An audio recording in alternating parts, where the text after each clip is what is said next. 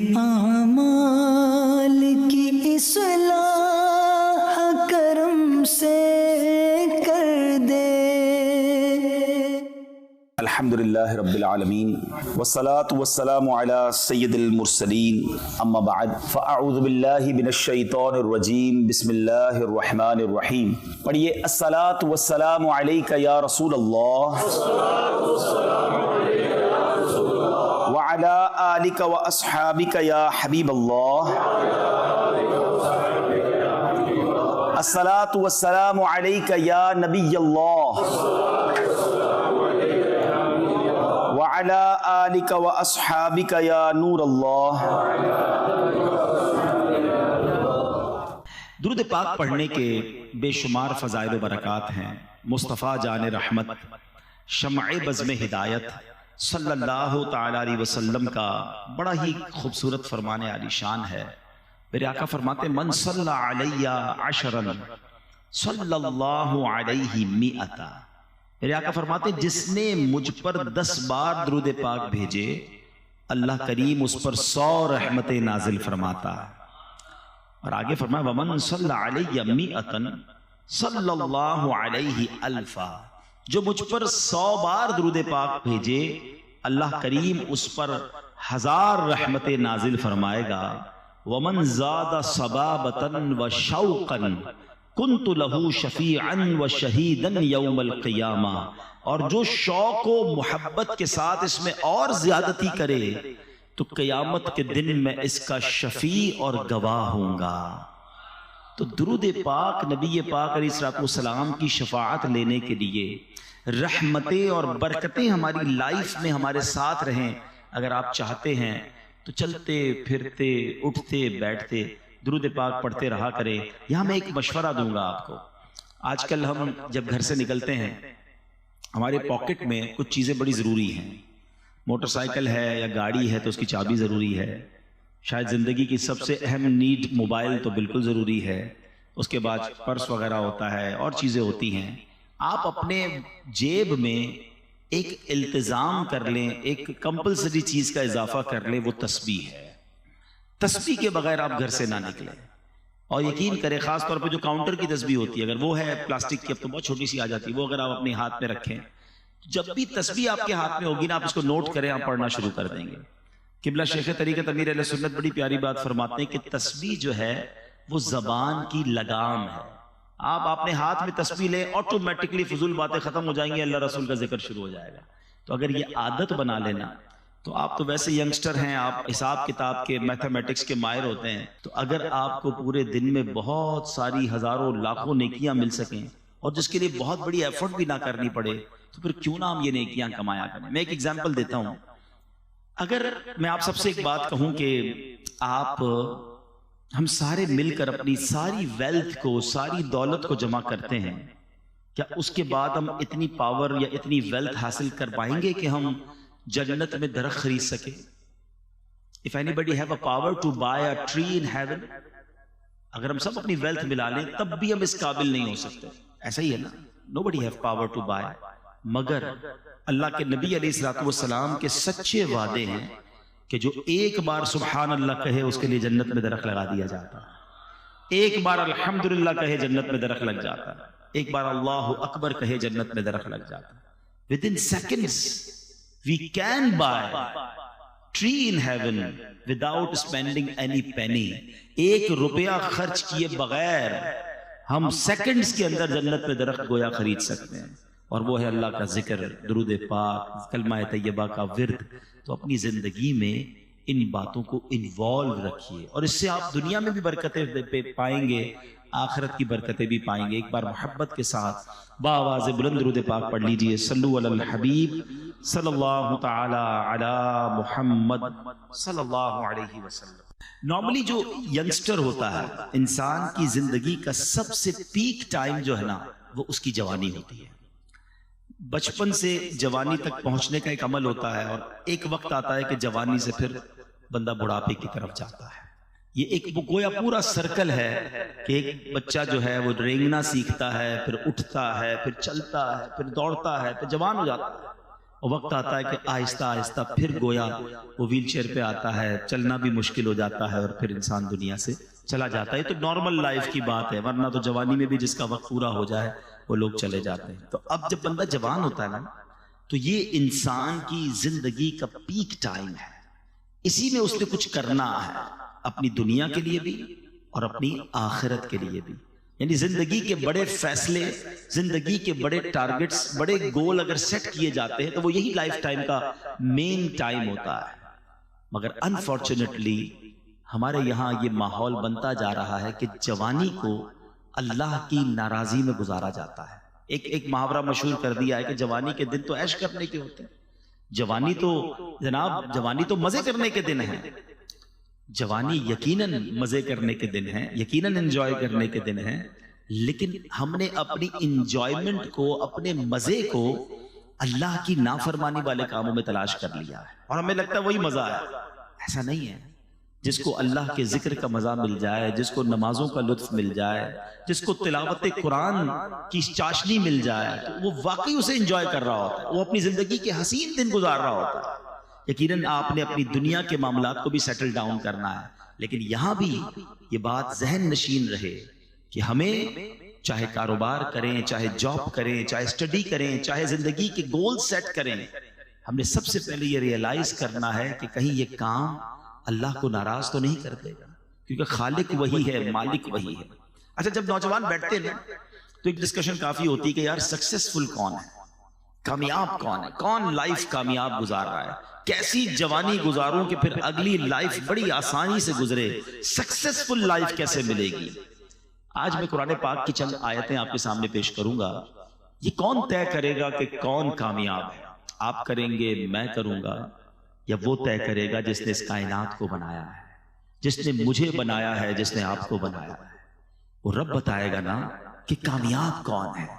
تو آئیے آج قرآن ہی سے پوچھتے ہیں کہ اے رب کے پیارے کلام، تو ہمیں بتا کہ ہم کامیاب ہونا چاہتے ہیں، ہم سکسیسفل رہنا چاہتے ہیں in the life here and hereafter, زندگی میں بھی اور مرنے کے بعد کی جو زندگی ہے ہم اس میں بھی کامیاب رہنا چاہتے ہیں.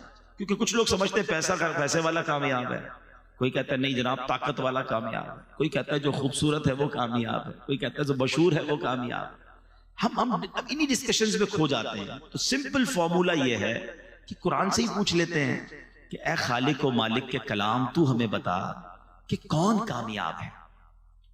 پارہ 18 ہے. میں چاہوں گا آپ سب سے کہ میں تو آج مختصر اس کی قرآن کی چند آیتوں کی تلاوت کروں گا، ترجمہ بتاؤں گا، تفسیر بتاؤں گا، مگر آپ خود بھی گھر جا کے پڑھیے گا، اس کو نوٹ کر لیں. 18 پارے کی صرف شروع کی میں 10-11 آیتیں پڑھوں گا، اور ان 10-11 آیتوں میں اللہ کریم نے ہمیں سب بتا دیا کہ کامیاب کون ہے، کامیاب کون ہے اور کیوں ہے، ان کی اوصاف کیا ہیں، ان کی کیٹیگریز کیا ہیں. اور اس کے بعد رب کریم نے اس کا ریوارڈ بھی بتا دیا. ایک بندہ کہتا ہے نا یار اتنا محنت کروں گا تو ملے گا کیا بھائی، کورس کروا رہے ہو مجھے، آپ اتنا ٹائم میرا اسپینڈ کروا رہے ہو، اینڈ آف دی ڈے مجھے اس کا بینیفٹ کیا ہوگا.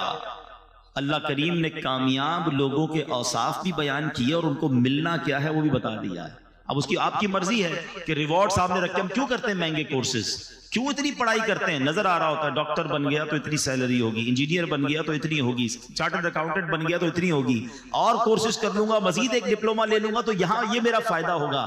انسان بینیفٹ پر نظر رکھ کر اسٹرگل کرتا ہے. آج میں آپ کو دنیا کے کسی بندے کی طرف سے یہ نہیں بتا رہا کہ یہ کرو گے تو یہ ملے گا. میں خالق و مالک کے قرآن سے آپ کو بتانے جا رہا ہوں کہ یہ کرو گے تو سنو ملے گا کیا. اب آپ کی مرضی ہے کہ وہ جو ریوارڈ ہے وہ سننے کے بعد اگر اس لائن آف ایکشن کو اپنا لیں تو پھر انشاءاللہ خیر ہی خیر. It's not very difficult. I'm not telling you which one of the biggest or difficult formulas today. Just I recite only 10 آیات in front of you. 10 آیتیں ہیں، سمپل ہے، کوئی مشکل نہیں ہے. اگر واقعی غور کر لیں تو چند باتیں اللہ نے فرمائی ہیں، اس کو پورا کر لیں تو کامیاب ہو جانے ہیں. اور اللہ کے نزدیک جو کامیاب ہوا اصل کامیابی وہی ہے. ایک بات یاد رکھنا، مجھے میرے کولیگز کہیں، مجھے میرے فرینڈز کہیں، میرے رشتہ دار کہیں کہ بڑا کامیاب آدمی ہے، اور اللہ کی بارگاہ میں اگر کامیاب نہیں ہوں، وہ مجھ سے ناراض ہے، تو اس کامیابی کا کوئی فائدہ نہیں ہے. اور جس کو رب فرما دے نا یہ کامیاب ہے، اللہ کے حبیب فرما دے یہ کامیاب ہے.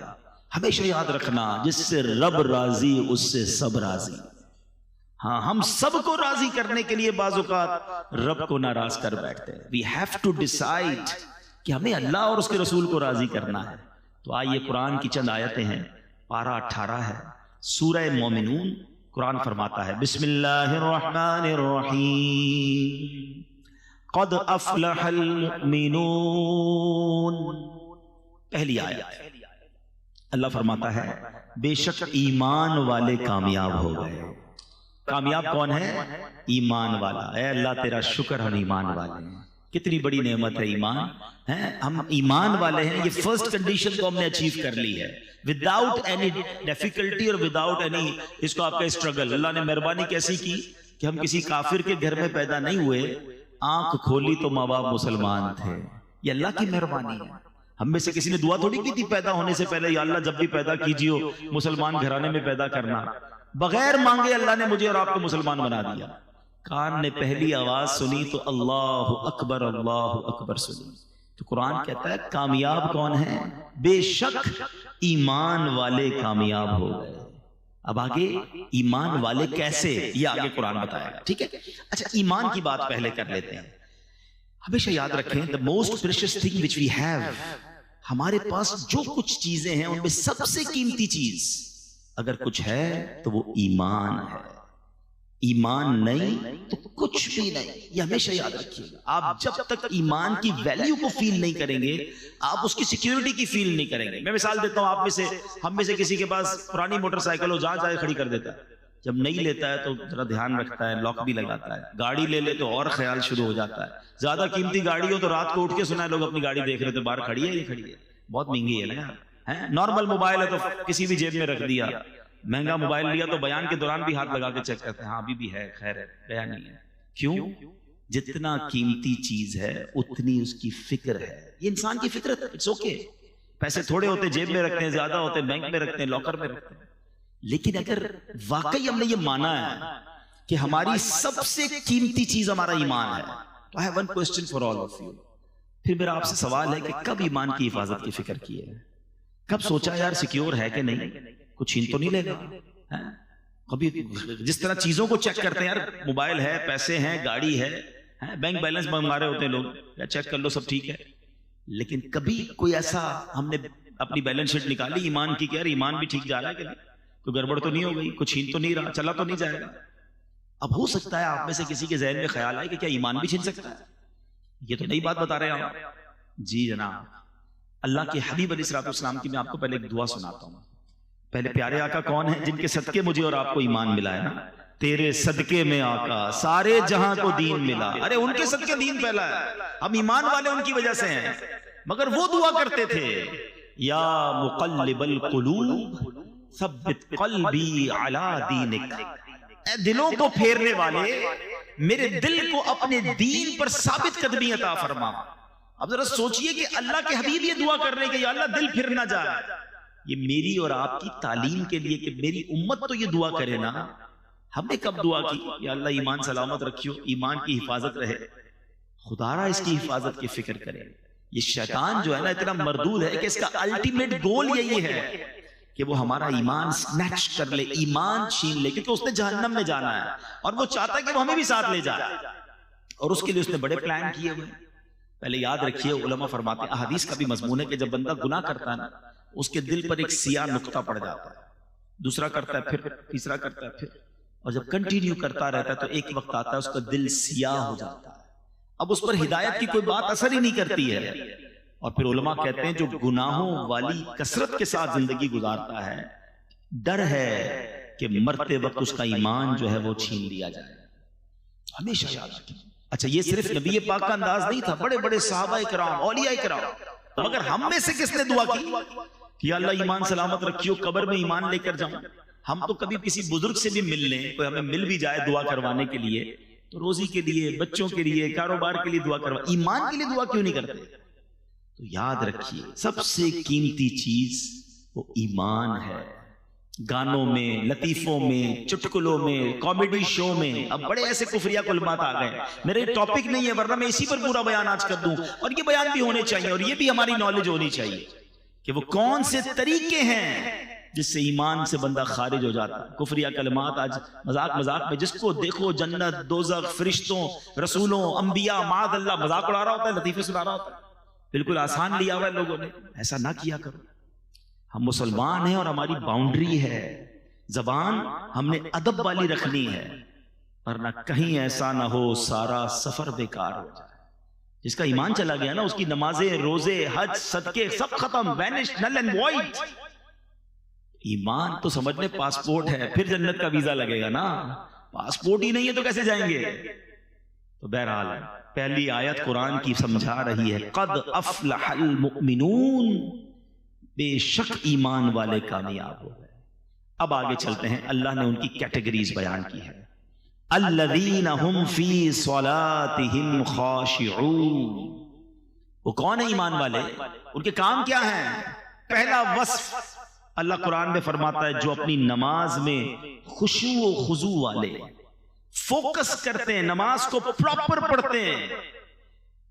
اب نماز پراپر طریقے سے پڑھنے والے, یہ ایمان والے وہ ہیں جو کامیاب ہیں. بڑی تعداد تو نماز ہی نہیں پڑھتی ہے. خشوع و خضوع تو بات کی بات ہے نا. تو سوچئے قرآن کہتا ہے کہ کامیاب لوگ وہ ہیں جو اپنی نماز کو پراپر طریقے سے وتھ فوکس پڑھتے ہیں. تو ہم نے نماز بھی پڑھنی ہے اب پراپرلی پڑھنی ہے. ایک بزرگ کے بارے میں آتا ہے, ان کے پڑوس میں کوئی بچی تھی, اس نے کہا کہ امی وہ ہمارے برابر میں چھت پر ایک تنا لگا ہوا ہوتا تھا, آج کل وہ نظر نہیں آ رہا, ایک پلر. کہا بیٹا وہ کوئی تنا یا پلر نہیں تھا, برابر میں بزرگ رہتے تھے, وہ روز نماز پڑھتے تھے. وہ اتنی دیر نماز پڑھتے تھے, اس فوکس کے ساتھ نماز پڑھتے تھے کہ لوگوں کو لگتا تھا کوئی تنا کھڑا ہوا ہے. لیکن آج تو نماز میں یہ حال ہے کہ دھیان کہیں ہے, دل کہیں ہے. اتنی تیزی سے لوگ نماز پڑھتے ہیں کہ سمجھ ہی نہیں آتی کیا پڑھا اتنی دیر میں. ایک بار نبی پاک علیہ الصلوۃ والسلام کی بارگاہ میں ایک شخص آیا اور اس نے نمازیں ادا کی. نبی پاک نے فرمایا تمہاری نماز ٹھیک نہیں ہوئی ہے, دوبارہ پڑھو. پھر پڑھنے گیا, واپس آیا, پیارے آقا نے کہا تم نے نماز ٹھیک نہیں پڑھی, دوبارہ پڑھو. پھر آیا پیارے آقا نے تیسری بار اس سے کہا دوبارہ پڑھو. کہا حضور مجھے ایسے ہی آتا ہے, میں نے تو سیکھی ایسے ہے. فرمایا یہ وہ نماز نہیں, حدیث کا خلاصہ ہے اطمینان سے رکوع کرو, اطمینان سے سجدہ کرو, اطمینان سے قیام کرو. پیارے آقا علیہ السلام نے فرمایا بدترین چور وہ ہے جو نماز کا چور ہے. نماز کو مذاق نہ بنائے. نماز یہ اللہ کی بارگاہ میں حاضری کا وقت ہے. اس کو اہتمام کیجئے, اس کو گویا سیلیبریٹ کیجئے. مثال کے طور پہ آپ کو وزیر اعظم بلا لیں, کوئی وزیر اعلیٰ بلا لیں, کوئی منسٹر بلائے, کتنا تیار ہو کے جاتے ہیں. پورے محلے کو پتہ چل جاتا ہے کسی بڑی دعوت میں جا رہے ہو تو اتنے پرفیوم لگا کر, اتنے عطر لگا کر لوگ نکلتے ہیں. وہ والے کپڑے استری کروں گا, وہ والے جوتے پہننے, یار یہ تو پچھلی دعوت میں پہن لیے تھے, اب ذرا دوسرا کلر پہننا ہے. سب اہتمام ہے. نماز پڑھتے وقت نہ لباس کا خیال ہے, نہ صفائی کا خیال ہے, نہ توجہ ہے. ایسا نہ کریں. اپنی نماز کی حفاظت کریں, پراپر طریقے سے پڑھیں. ایک میں فارمولہ بھی بتا دیتا ہوں. کچھ لوگ کہتے ہیں یار نماز پڑھتے ہیں تو دھیان کہیں اور ہوتا ہے. وہ چٹکلا مشہور ہے نا کہ ایک شخص تھا, وہ اس کی جماعت چلی گئی, عشاء کی جماعت, دکاندار تھا, وہ رونے لگا. لوگوں نے کہا اب جماعت چلی گئی اس لیے رو رہے ہیں؟ کہتے جماعت چلی گئی اس لیے نہیں رو رہا, روز عشاء کی نماز میں امام صاحب تلاوت کرتے تھے, میں دکان کا حساب کرتا تھا. اب امام صاحب نے نماز تو پڑھا دیا, مجھے خود اپنی نماز بھی پڑھنی پڑے گی, الگ سے حساب بھی کرنا پڑے گا. تو مسئلہ یہ ہے کہ نماز میں سارے خیالات آتے ہیں. تو اس کی وجہ یہ ہے کہ ہم نماز کے مطلب کو نہیں سمجھتے. اگر نماز میں جو ہم تلاوت کرتے ہیں نا اس کو ترجمے سے پڑھ لینا ایک بار. میں اس کا ایک مشورہ دیتا ہوں جو چاہتے ہیں کہ نماز میں دھیان نہ بٹے. ایک فارمولہ یہ ہے کہ آپ 30واں پارہ, قرآن پاک کا 30واں پارہ اور سورہ فاتحہ, اس کو پراپر ترجمے اور تفسیر سے 2-3 بار پڑھ لیں. میں آپ کو مشورہ بھی دے دیتا ہوں, تفسیر قرآن صراط الجنان, یہ موبائل فون پر بھی موجود ہے, انٹرنیٹ پر اس کی اپلیکیشن بھی موجود ہے, ڈاؤن لوڈ کر لیں, منگوا لیں. 2-3 بار پڑھ لیں 30واں پارہ. آپ یقین کریں آپ کی زندگی مزیدار ہو جائے گی, کیونکہ نارملی امام صاحب 30ویں پارے سے ہی کوئی نہ کوئی سورت تلاوت کر رہے ہوتے ہیں. اب جب وہ سورہ فاتحہ پڑھیں گے نا تو آپ کو پتہ چل جائے گا بات کیا ہو رہی ہے. اب جب وہ آخری پارے کی کوئی آیت تلاوت کریں گے آپ کو اندازہ ہو جائے گا کہ قبر کا ذکر ہے, حشر کا ذکر ہے, نعمتوں کا ذکر ہے, جنتوں کی بات. واللہ میں آپ کو دل کی بات بتاؤں کہ جو قرآن کو سمجھتے ہیں نا, اچھا قاری تلاوت جب کر رہا ہوتا ہے نا تو دل نہیں چاہتا امام صاحب رکوع میں جائیں, جی چاہتا ہے اللہ کی اور باتیں سنائیں. کلام اللہ کو کیا سمجھتے ہو؟ یہ اللہ کا کلام ہے. تو کلام اللہ کو ایک بار ترجمہ تفسیر سے پڑھ لیں، کم از کم ایٹ لیسٹ 30 پارہ پڑھ لیں تو آپ فوکس ہونا نماز میں شروع ہو جائیں گے۔ آگے چلتے ہیں، 3rd آیت آگے فرمایا وَالَّذِينَ هُمْ عَنِ اللَّغْوِ مُعْرِضُونَ، اور وہ جو فضول بات سے منہ پھیرنے والے ہیں۔ اب یہ سیکنڈ لسٹ بہت لمبی نہیں ہے، آپ کو آج فوکس کر کے بیان سنیں، یار وہ چیک لسٹ بنا لیتا ہوں کہ وہ کون سی چیزیں ہیں جو کمپلیٹ کرنے پر ریوارڈ کا اعلان ہے وہ مجھے مل جائے، اور اللہ کریم نے جن لوگوں کو کامیاب کہا میں ان کامیاب لوگوں میں شامل ہو جاؤں۔ ٹھیک ہے، سیکنڈ لسٹ کیا فرمایا؟ وہ لوگ جو فضول بات سے منہ پھیرنے والے ہیں۔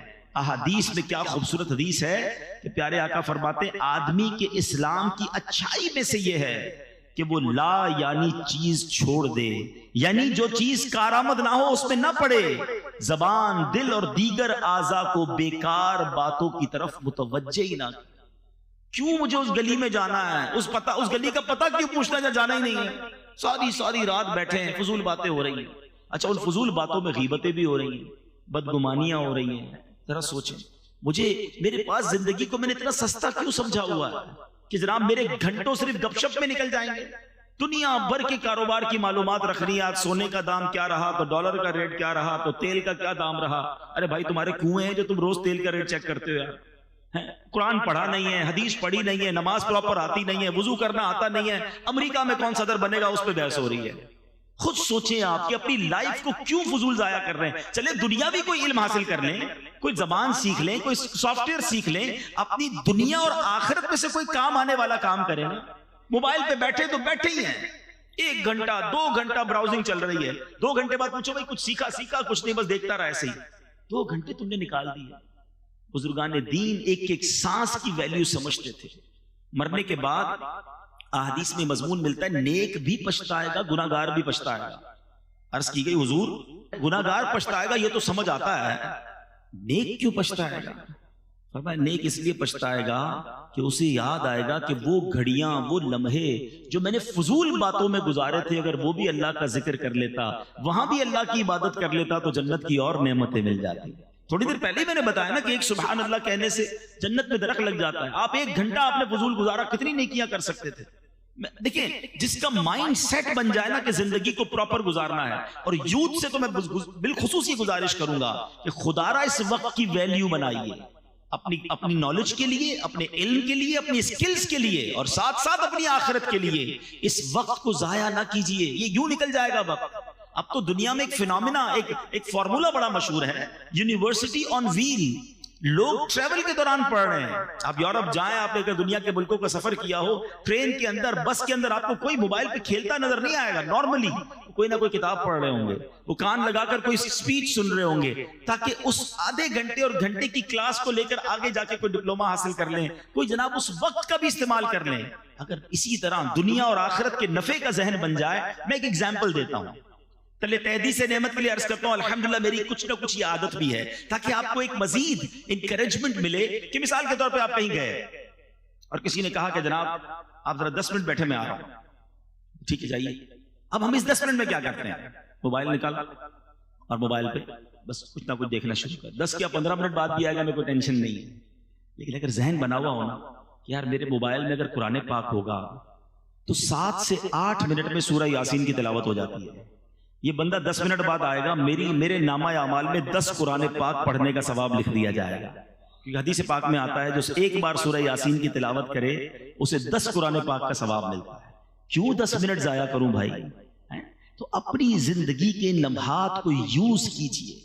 اللہ کرے ذہن بن جائے کہ 2 رکعت نفل پڑھ لوں تو مجھے اور اللہ کے قریب ہو جاؤں گا، کچھ مزید درود پاک پڑھ لوں، کچھ کلمہ طیبہ کا ورد کر لوں، تو یہ قرآن پاک کی آیت یاد رکھیں کہ وہ لوگ جو فضول باتوں کی طرف توجہ نہیں کرتے، فضول کاموں سے التفات نہیں کرتے، اور آپ دنیا کے کامیاب ترین لوگوں کی اگر لسٹیں اٹھا لیں، چاہے وہ سائنس میں کامیاب ہوئے ہوں، کاروبار میں کامیاب ہوئے ہوں، ارے اسپورٹس میں کامیاب ہوئے ہوں، یا علم دین اور فتوے کی دنیا میں کامیاب ہوئے ہوں، اگر وہ کامیاب ہوئے نا تو آپ ہسٹری اٹھا کے دیکھیں انہوں نے وقت کو ضائع نہیں کیا ہوگا۔ انہوں نے اپنے ہم سوتے رہے، وہ کام کرتے رہے، وہ اس وقت بھی پریکٹس کرتے رہے اور کسی نہ کسی فیلڈ میں کامیاب ہو گئے، ورلڈ ریکارڈ ہولڈر بن جاتے ہیں لوگ، دنیا میں ایجاد کرتے ہیں کسی چیز کو۔ اسی طرح بڑے بڑے مفتیان کرام، مفسرین کرام، دین کا بڑا کام کرنے والے، وہ اپنی نیند سے سیکریفائز کرتے ہیں، اپنی صحت سے سیکریفائز کرتے ہیں، اپنے وقت کو ماڈیفائی کرتے ہیں، اور اسی لائف کے اندر وہ 400 سال نہیں جیے، ان کے پاس 48 گھنٹے نہیں ہیں، ہماری طرح 24 گھنٹے ان کے پاس بھی ہیں، وہی 60-70 سالہ زندگی نارمل لائف انہوں نے گزاری، مگر وہ کام کر دیا کہ سینکڑوں سال تک ان کا نام باقی رہتا ہے۔ وہ شاعر کہتے ہیں نا، مسافر شب کو اٹھتے ہیں جو جانا دور ہوتا ہے، جس کو بڑا کام کرنا ہے نا وہ فضول کام نہیں کرتا، جس کو کرنا ہی کچھ نہیں ہے۔ کچھ لوگ ہیں ایسے، کیا کر رہے ہو؟ کچھ نہیں کر رہا ہوں، ٹھیک ہے پھر یہی کرتے رہو۔ اگر کچھ کرنا ہے تو پھر اپنے ٹائم کو مینج کیجئے۔ قرآن کہہ رہا ہے کہ کامیاب وہ ہیں جو فضول باتوں کی طرف توجہ نہیں کرتے۔ اب آگے چلتے ہیں، تھرڈ، 2 کیٹیگریز ہو گئی، تھرڈ قرآن کیا کہتا ہے؟ وَالَّذِينَ هُمْ لِلزَّكَاةِ فَاعِلُونَ۔ قرآن کہتا ہے وہ جو زکوٰۃ دینے کا کام کرنے والے ہیں، سبحان اللہ، اپنے مالوں کی پراپر زکوٰۃ نکالیں، کیونکہ زکوٰۃ دینے والے بھی کامیاب لوگ ہیں۔ اللہ نے مال دیا ہے نا، تو اب زکوٰۃ میں پسو پیش نہ کریں، زکوٰۃ کو بوجھ نہ سمجھیں، یہ مال کا میل ہے، اور جو اللہ کی راہ میں خرچ کرتا ہے اس کا مال ملٹیپلائی ہو رہا ہوتا ہے۔ حدیث پاک ہے، ویسے تو نبی پاک جو فرمائے حق ہے، مگر اس معاملے میں تو پیارے آقا نے قسم اٹھا کر فرمایا کہ میں اللہ کی قسم کھا کر کہتا ہوں، اللہ کی راہ میں مال خرچ کرنے سے مال کم نہیں ہوتا۔ تو یہ طے ہو گیا، یہ کمپلسری ہے کہ جو خرچ کرنے والا ہے وہ خود ہی دنیا میں دیکھ رہا ہوتا ہے کہ اس کا ملٹیپلائی ہو رہا ہوتا ہے، مگر کچھ بدنصیب ایسے بھی ہوتے ہیں کہ جن کو زکوٰۃ بھاری پڑتی ہے۔ او ہو رمضان آ گئی، 10 لاکھ روپے دینے پڑیں گے۔ اس اللہ کے بندے کو کون سمجھائے کہ اللہ کے بندے تجھے رب نے 4 کروڑ دیے تو 10 لاکھ زکوٰۃ بنی ہے نا؟ تجھے تو سجدہ شکر کرنا چاہیے تھا کہ میرے مولا تو نے یہ دن دکھائے کہ میں زکوٰۃ دینے والا ہوں، تو نے مجھے زکوٰۃ لینے والا نہیں بنایا۔ میں آپ سب سے پوچھتا ہوں، کیا آپ نے غریبوں میں پڑھے لکھے نہیں دیکھے، سمجھدار نہیں دیکھے، نمازی نہیں دیکھے؟ ارے ہم سے بہت زیادہ اچھے ہیں، مگر ان کے پاس پیسے نہیں ہیں، وہ مانگ رہے ہوتے ہیں، بیچارے قرضے میں ہوتے ہیں۔ ان کو دیکھ کر تو آنکھوں میں آنسو آنے چاہیے کہ یا اللہ میں نے ایسا کیا کیا کہ تو نے مجھے دینے والا بنایا، مانگنے والا نہیں بنایا۔ اور جب زکوٰۃ کی باری آئے تو خوش دلی کے ساتھ، اوپن ہارٹڈلی انجوائے کرتے ہوئے کہ یا اللہ تو نے ایسا کرم کیا مجھ پر کہ میں تیری راہ میں خرچ کرنے والا بنا۔ بوجھ سمجھ کر خرچ کبھی نہ کرنا، ورنہ کہیں ایسا نہ ہو یہ صدقے، یہ خیرات، یہ زکوٰۃ بھی ضائع کر دی جائے۔ اچھا پھر زکوٰۃ اور صدقہ دیں مگر کسی کا دل نہ دکھائیں، احسان نہ جتائیں۔ قرآن ہی کہتا ہے یا ایھا الذین آمنوا لا تبطلوا صدقاتکم بالمن والاذی، اے ایمان والو اپنے صدقے ضائع نہ کرو۔ صدقے کیسے ضائع ہو جاتے ہیں؟ پیسے دیے، اکاؤنٹ میں گئے، سلپ بھی آئی، اب کیسے ضائع ہو گیا؟ فرمایا احسان جتا کر اور تکلیف پہنچا کر۔ کچھ بدنصیب ایسے ہوتے ہیں، چندہ دیتے ہیں، مدد کرتے ہیں، قرضہ دیتے ہیں، ہیلپ کرتے ہیں، پھر اسے یاد بھی دلا رہے ہو، یاد ہے نا قرضہ دیا تھا تیرے کو، بھول تو نہیں گیا؟ نوکری میں نے لگائی تھی، میرے پاس آیا تھا پھٹے چپل پہن کر، آج کدھر پہنچ گیا ہے؟ یاد ہے نا سٹارٹ میں نے کروایا تھا۔ توبہ توبہ توبہ، اس لیے دیا تھا کہ احسان جتانا ہے۔ سارے صدقے باطل، ڈیلیٹڈ، قرآن کہہ رہا ہے، اور اس سے تو الٹا گناہ بھی ہو رہا ہے، اس کی دل آزاری بھی ہو رہی ہے۔ کبھی کسی کو یہ نہ کہنا، اگر کسی کو دیا ہے نا تو اس نیت سے دینا یا اللہ تیری مہربانی تو نے مجھے اس قابل بنایا۔ سچی بات پتہ ہے کیا؟ ہم سے جو ڈونیشن لے کر جاتے ہیں اصل مہربانی تو ان کی ہے، ہمارے مال کا میل لے کے جا رہے ہیں، پراپر جگہ پر لگ رہا ہے، مہربانی تو ان کی ہے، ہم ان پر احسان کیا کر رہے ہیں؟ تو کبھی بھی اپنی زکوٰۃ کو، اپنے ڈونیشن کو اپنے اوپر بوجھ نہ سمجھے، اس کو انجوائے کریں، شکر ادا کریں اور اسے ادا کریں، کیونکہ قرآن جن کامیاب لوگوں کی فہرست بیان کر رہا ہے اس میں ایک کیٹیگری وہ ہے جو زکوٰۃ ادا کرنے والے ہیں۔ پوری دیجئے۔ اچھا یہ بھی بڑا مسئلہ ہے، زکوٰۃ دیتے ہیں لم سم نکال دی، نہیں جناب حساب کرے نا پراپر۔ اچھا خود حساب کیسے کر لیتے بھیا؟ اپنے ٹیکس ریٹرن خود فائل کرتے ہیں، کیوں وکیل ہائر کیا ہے؟ خود ہی فائل کر لیا کرے نا ہر سال۔ نہیں یار وہ ذرا ایکسپرٹ ہے نا، صحیح بتاتا ہے، کوئی غلطی نہ ہو جائے، غلط ہو گئی تو پھر FBR کا نوٹس آ جائے گا۔ ٹیکس ریٹرن کے لیے وکیل چاہیے، زکوٰۃ خود ہی فائل کر دینی ہے، خود ہی حساب کر لینا۔ ایک بار کسی عالم دین سے مشورہ کر لینا کہ حضرت سونا اتنا ہے، پیسے اتنے ہیں، پراپرٹی اتنی ہے، کاروبار میں پیسے اتنے لگے ہوئے، مجھے بتا دیں میرے مال کا میل نکل جائے، کوئی رہ نہ جائے، اور تھوڑی زیادہ نکال دیا کرو۔ لیکن کوئی نہ کوئی اصل بات وہی ہے، دل اتنا گرفتار ہوتا ہے بعض اوقات مال کی محبت میں کہ بندہ راستہ ڈھونڈ رہا ہوتا ہے کدھر سے زکوٰۃ کم ہو جائے۔ ارے تم راستہ ڈھونڈ لو گے، اللہ تو دیکھ رہا ہے نا۔ یار یہ پراپرٹی کرائے پہ دے دو تاکہ یہ کرائے پہ چلی گئی نا تو اس کی زکات نہیں جائے گی، یہ فلاں کو دے دو، یہ بیوی کو دے دو، یہ اس کو دے دو، زکات سے نکل جائے گی، تم نکال لو گے، نہیں دو۔ اللہ تو دیکھ رہا ہے کہ یہ بندہ کوشش کیا کر رہا ہے کہ کہیں سے زکات کم ہو جائے۔ مزہ یہ ہے کہ بندہ بولے یار زکات بھی دوں، صدقہ بھی دوں، کوئی اور کام نیکی کا اور لے جاؤ مجھ سے۔ اچھا یہ ڈونیشن دیتے وقت یہ واقعی بڑا اہم پوائنٹ ہے۔ انسان ہے، ہم سارے انسان ہیں، مال کی محبت ہمارے اندر بلٹن ہے، اسی لیے اس کے اجر، اس کے ثواب بڑے قرار دیے گئے۔ آپ اگر چاہتے ہیں نا کہ آپ کا مال انشورڈ ہو جائے، لوگ پوچھتے رہتے ہیں یار انشورنس کروانی چاہیے نہیں کروانی چاہیے، آؤ میں آپ کو ایک بڑی پیاری مدنی انشورنس بتاتا ہوں۔ اللہ کے حبیب علیہ السلام فرماتے ہیں کہ رب فرماتا، حدیث قدسی ہے جس کا مضمون ہے اے ابن آدم اپنا مال میرے پاس جمع کروا دے۔ کمیٹی بی سی ڈالتے ہیں نا، آؤ میں آپ کو بتاتا ہوں کیسی بی سی ہے۔ اللہ فرماتا ہے اے ابن آدم اپنا مال میرے پاس جمع کروا دے، نہ جلے گا، نہ ڈوبے گا، نہ چوری ہوگا، میں تجھے اس وقت لوٹاؤں گا جس وقت تجھے ضرورت ہوگی۔ یعنی یہ مال میرے اکاؤنٹ میں چلا گیا، اللہ کی حفاظت میں چلا گیا، کم بھی نہیں ہو سکتا، جل بھی نہیں سکتا، کوئی لوٹ بھی نہیں سکتا۔ اور قیامت کے دن جب ایک ایک نیکی کے لیے بندہ ہاتھ پھیلا رہا ہوگا نا، اللہ فرماتا ہے میں تجھے اس وقت لوٹاؤں گا۔ ایک اور حدیث پاک ہے جس کا مضمون ہے کہ جب بندہ صدقہ کرتا ہے نا، خرچ کرتا ہے اللہ کی راہ میں، فرمائیے اس کے ہاتھ سے نکل کر اللہ کے دستے قدرت میں چلا جاتا ہے۔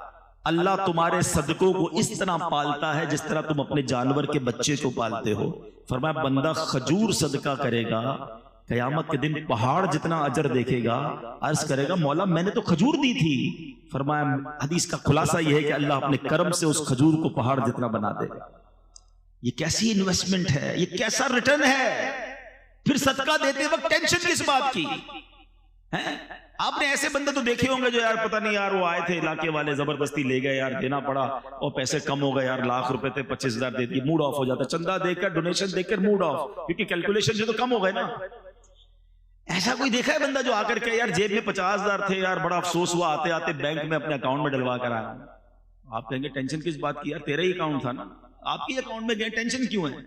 اگر جس دن یہ مائنڈ سیٹ بن گیا نا کہ یہ جیب سے نکل کر میرے ہی اکاؤنٹ میں گئے ہیں تو دینے کا کبھی ٹینشن نہیں ہوگا۔ آپ کو مزہ آ رہا ہوگا یار تھوڑے اور ڈال دوں آخرت کے اکاؤنٹ میں، تھوڑے آج کمائے زیادہ ہے تھوڑے اور ڈال دوں۔ لوگ کہتے ہیں نہیں نہیں بھائی زکات دے دیے اگلے سال آنا، ہاں روک لیتے ہیں یار۔ جب اللہ دینے میں نہیں روک رہا تو تم خرچ کرنے میں کیوں روک رہے ہو؟ اسے حدیث پاک کا مضمون ہے گن گن کر خرچ نہ کرو ورنہ وہ رب کریم بھی تمہیں گن گن کر عطا فرمائے گا۔ جب وہ دیے جا رہا ہے نا تو آپ بھی اللہ کی راہ میں خرچ کرتے رہا کریں۔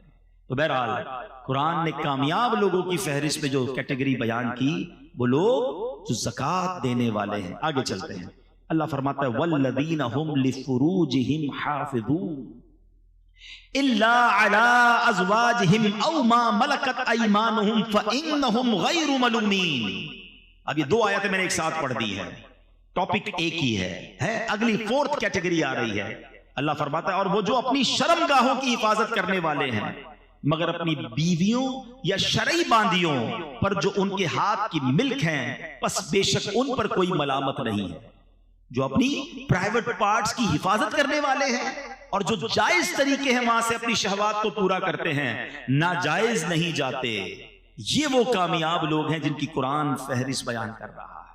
آگے ایک اور آیت پڑھ دیتا ہوں پھر ایک ساتھ اس ٹاپک کو تھوڑا سا ڈسکس کر لیتے ہیں۔ اللہ فرماتا ہے فَمَنِ ابْتَغَىٰ وَرَاءَ ذَلِكَ فَأُولَٰئِكَ هُمُ الْعَادُونَ، اور تو جو ان کے سوا کچھ اور چاہے تو وہی حد سے بڑھنے والے ہیں، یعنی ان لمیٹیشنز کو جو کراس کرتا ہے کسی اور طریقے سے اپنی خواہشات کو پورا کرتا ہے، فرمایا وہ حد سے بڑھنے والے ہیں۔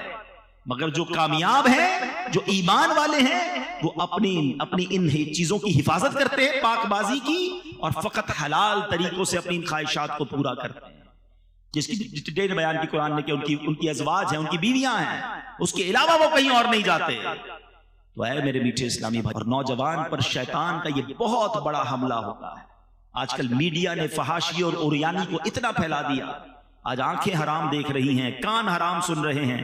ہمیشہ یاد رکھے پہلے آنکھ بہکتی ہے، پھر دل بہکتا ہے، پھر شرمگاہ بہکتی ہے، اور جس نے اپنی شرمگاہ کی very sensitive parts in our body, سبحان اللہ، اللہ کے حبیب کی ایک حدیث سناتا ہوں۔ آپ حدیث میں نارملی یہ نہیں سنتے آپ کہ جنت کی گارنٹی مل جائے، ایک بار ایک صاحب بھی مجھے بولے یار کوئی ایسا عمل بتا دیں کنفرم جنت مل جائے.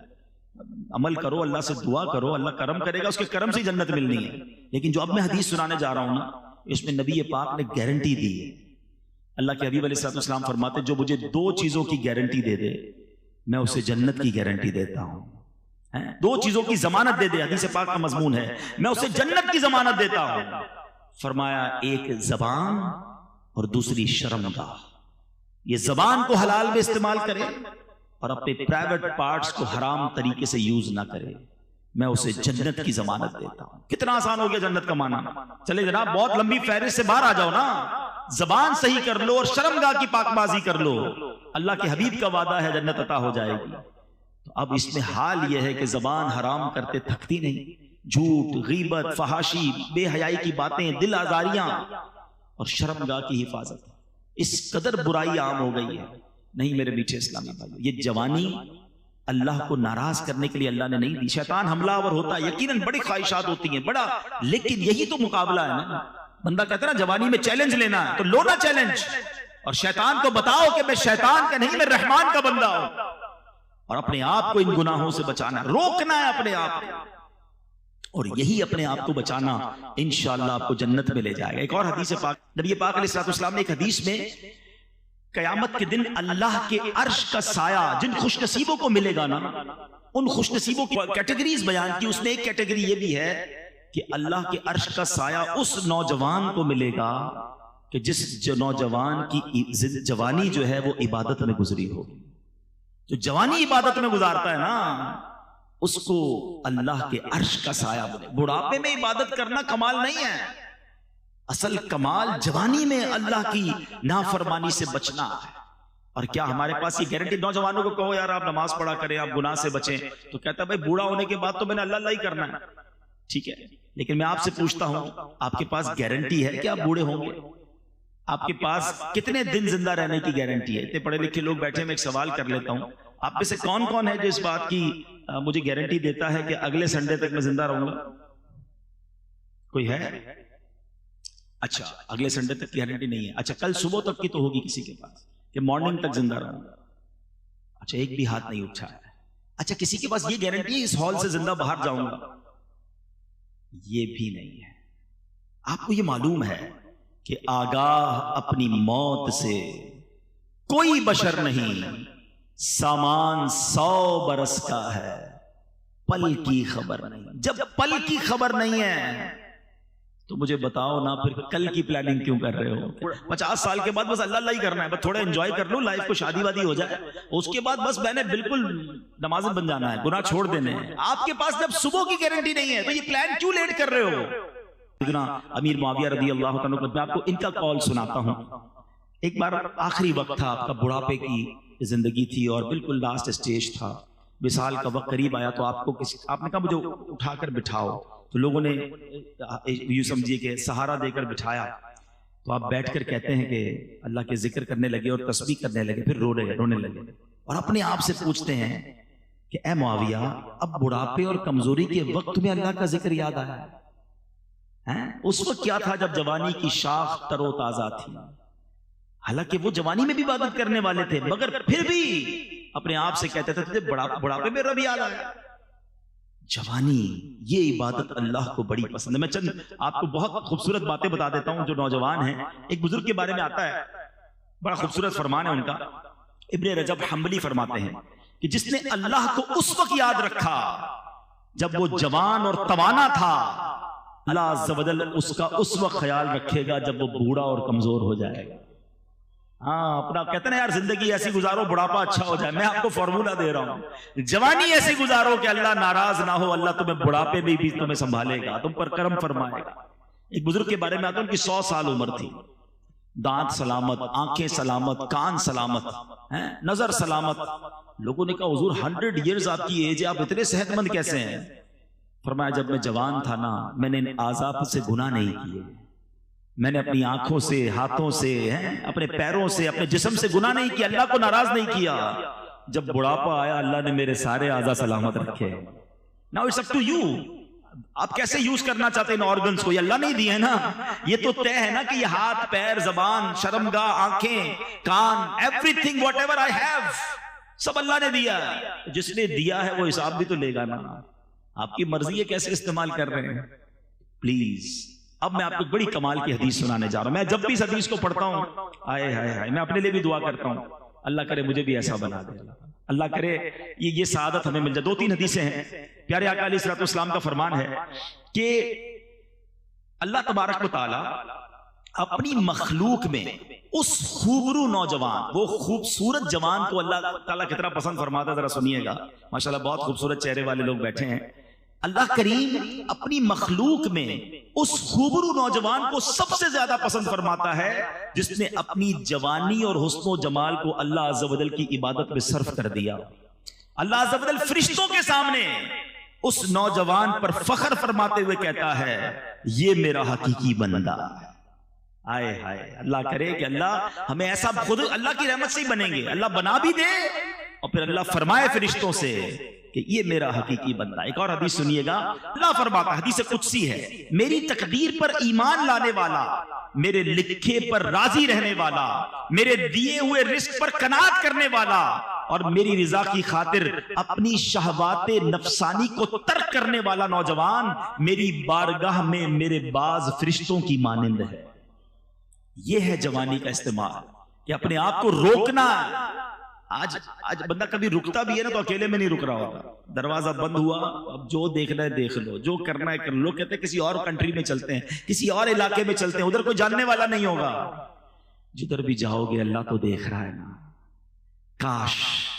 کاش گناہ کرتے وقت دل میں یہ نقش ہو جائے کہ جو میں کر رہا ہوں وہ رب دیکھ رہا ہے. ایک اور بڑا درد ہے مجھے، نوجوان بیٹھے ہیں، کہ آج ایک اور کہانی یہ بن گئی ہے کہ ہماری ہر سیلیبریشن، ہماری ہر خوشی جو ہے اس میں ہم اللہ کو ناراض کر رہے ہیں.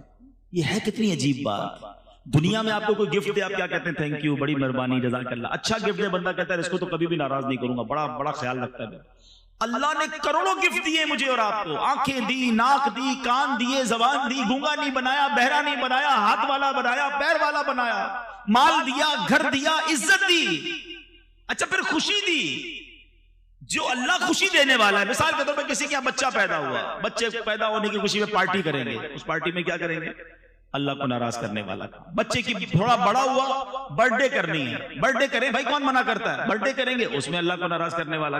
خوشی رب دیے جا رہا ہے، ہم اللہ کو ناراض کر رہے ہیں. وہ بچہ بڑا ہو گیا، اب اس کی شادی کرنی ہے، اس شادی کی خوشی میں بھی اللہ کو ناراض کرنا. اور کتنا ناراض کرنا ہے؟ اتنا ناراض. کون سا کام ہے جو شادیوں میں آج نہیں ہو رہا؟ حالانکہ پوچھو ان سے کہ جن کے بچوں کی شادیاں نہیں ہوتی ہیں، ماں باپ رو رو کے دعائیں کرتے ہیں اللہ بچوں کی شادی ہو جائے، رشتہ آ جائے. رشتہ آیا اور اللہ کو ناراض کرنا شروع کر دیا. یہ کتنی بڑی بے وقوفی ہے. اللہ نے گھر دیا، گھر کی اوپننگ پارٹی، اس میں اللہ کو ناراض. اللہ نے ایک نیا سال دیا، نیو ایئر پارٹی، پھر اللہ کو ناراض. بندہ بیمار ہو کر صحت یاب ہوتا ہے، کہتے ہیں صحت کی خوشی میں پارٹی، پھر اللہ کو ناراض. ارے اللہ کے بندوں تمہیں رب دیے جا رہا ہے اور تم اسے ناراض کیے جا رہے ہو. پھر کہتے ہیں ہماری نعمتیں چلی جاتی ہیں. بچوں کی شادی میں لاکھوں کروڑوں خرچ کیے، تھوڑے عرصے بعد بہو گھر پہ آ گئی یا بیٹی گھر پہ آ گئی، طلاق لے کر رشتہ ٹوٹ گیا، بڑی ناراضگی. اچھا شادی ہو گئی تو ان کے یہاں اولاد نہیں ہو رہی، کیا کرے؟ ارے تم نے اس شادی میں اللہ کو ناراض کتنا کیا تھا، کبھی سوچا؟ یہ کتنی بڑی بے وقوفی ہے کہ میں خوش ہو رہا ہوں. ذرا میرا جملہ سنیے گا، اللہ کرے میری یہ بات آج دل میں اتر جائے. یہ سوشل میڈیا پر بھی لائیو جا رہا ہے. یہ کتنی بڑی بے وقوفی ہے کہ اللہ خوشی دے رہا ہے، میں خوش ہو رہا ہوں، میرے بچے، فیملی، دوست خوش ہو رہے ہیں، اور اس خوشی میں میرا رب ناراض ہو رہا ہے. مجھے بتاؤ نا، یہ عقل مندی ہے؟ ارے آج ایک بات طے کر کے جاؤ کہ میں جب بھی خوشی مناؤں گا ایسے مناؤں گا کہ میرا رب بھی مجھ سے خوش ہو جائے گا. یہ پاسبل ہے نا؟ بلکہ میں آج یوتھ کو، نوجوان کو ایک پوائنٹ دینا چاہتا ہوں کہ آج آپ ایک نیت کر کے جاؤ کہ یار میری جب بھی شادی ہونی ہے نا، میں نے کم از کم اللہ کو ناراض نہیں کرنا ہے. کیوں؟ آپ کی شادی میں انجوائے کون کرے گا؟ آپ کے دوست، آپ کے رشتہ دار. اچھا آپ کہیں گے یار ہم کوئی رسم نہیں کریں گے تو خاندان والے کیا کہیں گے؟ تم خاندان والوں کو راضی کرنے کے لیے، تم دوستوں کو راضی کرنے کے لیے ایک تو لاکھوں روپے خرچ کرو گے، اس کے بعد اس سب کا وبال جو آئے گا وہ تم میاں بیوی پر آئے گا. اس کپل پر آئے گا کہ ان کی شادی میں یہ ہوا تھا. اینڈ آف دا ڈے اس کی سارے کمپلیکینسز وہ آپ نے بھگتنے ہیں. تو میں کیوں بھگتوں بھائی؟ اپنے دوستوں کو رشتہ داروں کو راضی کرنے کے لیے میں اور میری بیوی اور آنے والے بچے اس لعنت کو کیوں بھگتے ہیں؟ ہم نے وہی کرنا ہے جو رب کی رضا. آپ کر کے دیکھو پھر اس کی خوشیاں دیکھو, کیونکہ اللہ نے قرآن میں فرمایا ہے لَإِن شَكَرْتُمْ لَأَزِيدَنَّكُمْ, تم میرا شکر ادا کرو میں تمہیں اور عطا کروں گا. آپ خوشی میں شکر ادا کریں نا, نعمتوں کا شکر ادا کریں, صدقہ کریں, خیرات کریں. شادیاں اچھی انداز سے بھی ہوتی ہیں. ایک صاحب مجھے ملے, بہت کمال کی بات کی, کہ میں جب بھی اپنے کسی بچے کی شادی کرتا ہوں ساتھ 2 غریب بچوں کی شادیاں بھی کر دیتا ہوں. رسمیں وسمیں نہیں کرتا, وہ پیسے ان غریب بچوں پہ خرچ کرتا ہوں. وہ ساری زندگی جھولیاں اٹھا اٹھا کے میرے بچوں کو دعائیں دے رہے ہوتے ہیں, میرے بچوں کی خیر ہو جاتی ہے. یہ کرو نا, کمال ہے. ہر خوشی میں رب کو ناراض. اللہ کرے یہ شیطان کا وار ہم سمجھ جائیں. یہ مردود چاہتا یہ ہے کہ اللہ ہم سے ناراض ہو جائے اور ہم اس کی بات مان لیتے ہیں. ہماری ہر سیلیبریشن میں ہم سیلیبریٹ کریں, اس میں کوئی غم نہیں ہے, کوئی منع نہیں ہے, مگر ایسی سیلیبریشن کرو کہ اللہ بھی راضی ہو جائے. قرآن خوانی کریں, نعت خوانی کریں, لنگر کریں, غریبوں کو کھلائیں, صدقہ کریں, خیرات کریں. اچھے کپڑے پہنے, کون منع کرتا ہے؟ خود بھی پہنے, دوسروں کو بھی پہنا دیں. لیکن تکبر نہ کریں, ریاکاری نہ کریں, دکھاوا نہ کریں, تکلیف نہ دیں. ارے تم خوش ہو رہے ہو, پورا محلہ رات کو سو نہیں رہا. ایسی کون سی شادی ہے بھائی؟ ڈھول دھمکا, آتش بازی, لوگ نیند سے ڈر کے اٹھ جاتے ہیں. پتہ چلتا ہے بارات آئی تھی, ایسا لگتا ہے محلے پہ حملہ ہو گیا کسی.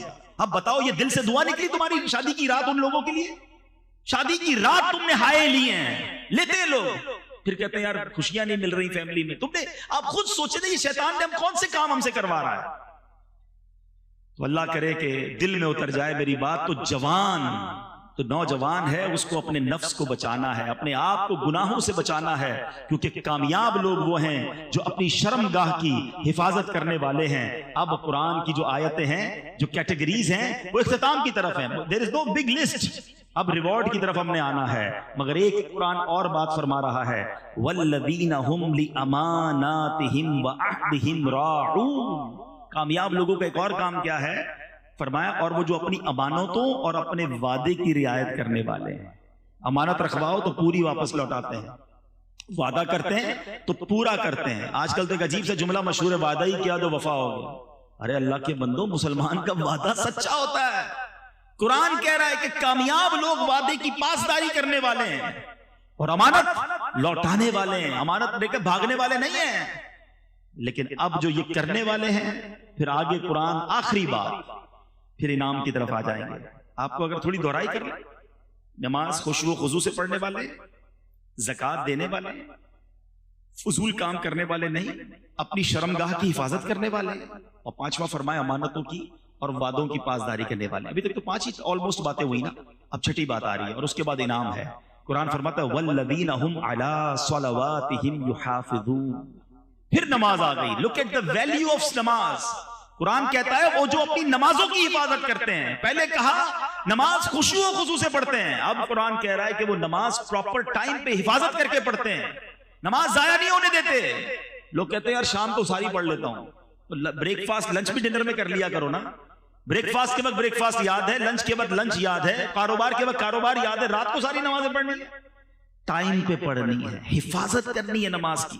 اور میں آپ کو صحیح بتاؤں, جس نے اپنی زندگی میں نماز کو پراپر انوالو کر لیا نا, اب اس کی نماز قضا نہیں ہوتی, اس کو الٹا بے چینی شروع ہو جاتی ہے. جس طرح آپ نے کبھی دوپہر کا کھانا نہ کھایا ہو تو رات کو کیا ہوتا ہے, شام کو ایک انر الارم بج رہا ہوتا ہے, یار آج دوپہر کا کھانا نہیں کھایا ہے, یار ابھی تک نہیں کھایا, ابھی تک ڈنر نہیں کیا. کیوں؟ کیونکہ آپ نے اس کو زندگی میں انوالو کیا ہے. جاب نہیں چھوٹتی, اسکول نہیں چھوٹتی, دوست نہیں چھوٹتے, نماز کیسے چھوٹ گئی؟ اچھا پھر کچھ لوگ ملتے ہیں کہتے ہیں یار مسئلہ یہ ہے کہ فجر کی نماز میں آنکھ نہیں کھلتی, باقی 4 پڑھ لیتا ہوں. میں ان سے ایک سوال کرنا چاہتا ہوں کہ آپ کی کبھی صبح 8 بجے کی فلائٹ ہو وہ چھوٹی ہے؟ کبھی 7 بجے کی ٹرین چھوٹی کہ یار آج آنکھ نہیں کھلی اس لیے ٹرین نکل گئی؟ کبھی صبح ارجنٹ باس نے کہا میٹنگ ہے 7 بجے آنا ہے, 8 بجے بینک پہنچنا ہے, تو کبھی ایسا ہوا یار آنکھ نہیں لگی, آنکھ نہیں کھلی؟ 2 الارم لگاتے ہیں, والدین کو کہہ کے سوتے ہیں, پڑوسی کو بھی کچھ لوگ کہتے ہیں یار اٹھا دینا بھائی صبح فلائٹ نہ دے رہی جائے. نہ فلائٹ مس ہوئی, نہ ٹرین مس ہوئی, نہ میٹنگ مس ہوئی, نماز کیسے ہو گئی؟ اس کا مطلب یہ کہ نماز کی وہ ویلیو ہی نہیں ہے ابھی تک دل میں. جس دن نماز کی ویلیو ہو گئی نا, ایٹ اینی کاسٹ نماز پڑھو گے آپ. اور نماز کا حکم پتہ ہے کیسا ہے کہ آپ کھڑے ہو کے نہیں پڑھ سکتے تو بیٹھ کے پڑھیں, بیٹھ کے نہیں پڑھ سکتے تو لیٹ کے پڑھیں.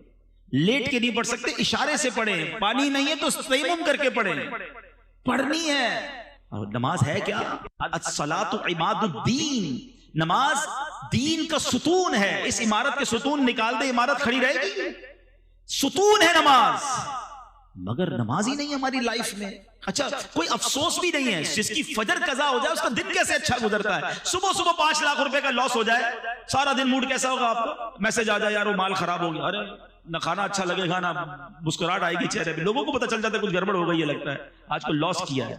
نماز قضا ہو گئی، ہنستے ہنستے اٹھتے ہیں، ظہر چلی گئی، عصر چلی گئی، مغرب چلی گئی، دھڑا دھڑ نمازیں جا رہی ہیں۔